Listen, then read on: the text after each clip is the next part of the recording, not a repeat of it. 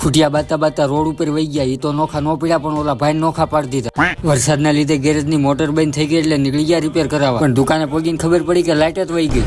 પછી હું મારો ભાઈબંધ નીકળી ગયા પેટ્રોલ પંપ બાજુ ડીઝલ લેવા. પણ જેવો અમારો વારો આવ્યો ને તો ડીઝલમાં ટેસ્ટિંગ આવી. હવે ટેસ્ટિંગ એટલે હું એ કોઈને ખબર હોય તો કોમેન્ટ કરી નાખજો. इसकी गारंटी मैं नहीं दे सकता. અને હવે આપણે નાખવાનું છે આમાં ડીઝલ બાય ઢોળાય નહીં એટલે આપણે પાઇપનો જુગાડ કરીને ડીઝલ નાખી દીધું. પણ અચાનક ગેરેજની બાજુમાં અવાજ આવ્યો. ત્યાં જઈને જોયું તો ટુ વ્હીલરે લોડર ફટકાણું ને એક બાજુથી આખી ગાડી વાળી દીધી. રેવાઈ જો કાકા હેલ્થી થઈ જાય.